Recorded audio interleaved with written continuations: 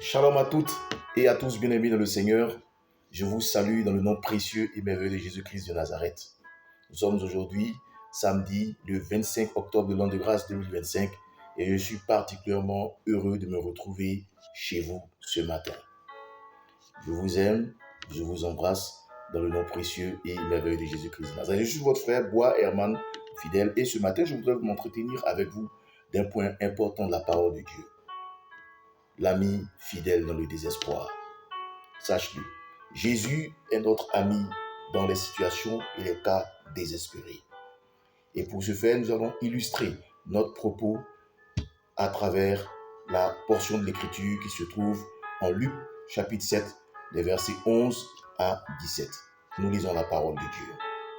Et le jour suivant, il arriva que Jésus alla à une ville appelée Naïn, et plusieurs de ses disciples et une grande foule allaient avec lui.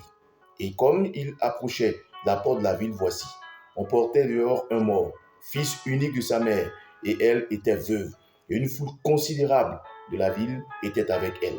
Et le Seigneur, la voyant, fut ému de compassion envers elle et lui dit, « Ne pleure pas. » Et s'approchant, il toucha la bière, et ceux qui la portaient s'arrêtèrent. Et il dit, « Jeune homme, je te le dis, lève-toi. » Et le mort se leva sur son séant et commença à parler.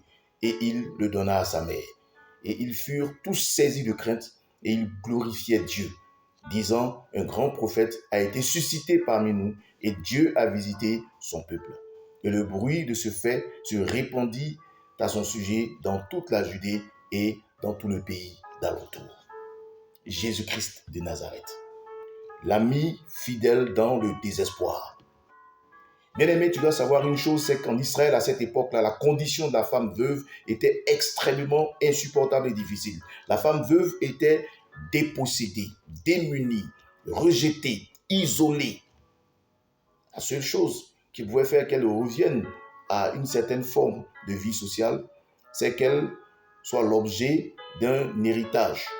Donc, qu'elle intéresse quelqu'un dans la fratrie de son défunt mari qui la reprenne en guise d'héritage pour épouse. En dehors de cela, c'était une femme complètement rejetée. Et cette femme-là, elle était mère d'un fils unique. Certainement celui qui, avec elle, accomplissait toutes les tâches.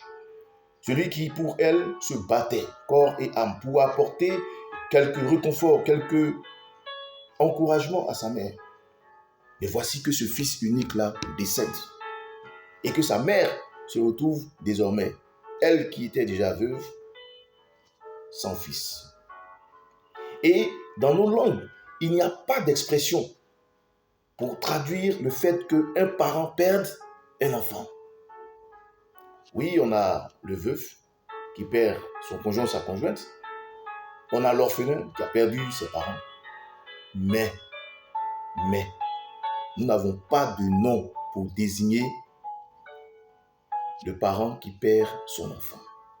Et c'était devenu le cas de cette femme. Bien aimé, certainement, tu es dans une situation où tu as tout perdu, où tu n'as plus d'espoir, tu ne sais où donner de la tête. Tu es criblé de dettes, tu viens de perdre ton emploi, il y a un document important que tu avais à portée de main et que tu devais déposer pour décanter une situation importante aussi pour toi, que tu as perdu. Tu es menacé, tu es en insécurité. Quand tu vas au village, tes plantations, tes forêts, tes champs sont confisqués. La famille ne veut rien te donner. Tu es un héritier déshérité. Tu as beau aller partout, même devant les tribunaux, tu n'as pas encore eu gain de cause. Sache une chose ce matin, je te le dis.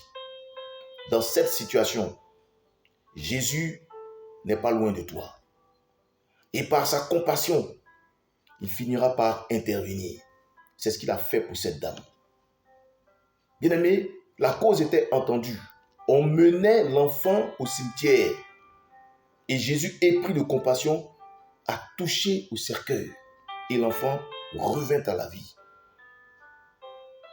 Bien-aimé, c'est de cette manière-là que tes finances te seront restituées. Que ton ministère, qui ne bouge plus, qui est bloqué, va retrouver un nouvel allant. Je te le dis dans le nom de Jésus-Christ de Nazareth. Oui, c'est de cette manière-là que ton mari va revenir à toi de tout son cœur. Que ton épouse, qui avait déjà fait ses pactages, fait ses bagages pour s'en aller, va rester dans le foyer. Que tes enfants vont retrouver le goût aux études. Ne sois pas désespéré, car Jésus a compassion pour toi et il le fera dans le nom de Jésus. Maintenant, place à la prière.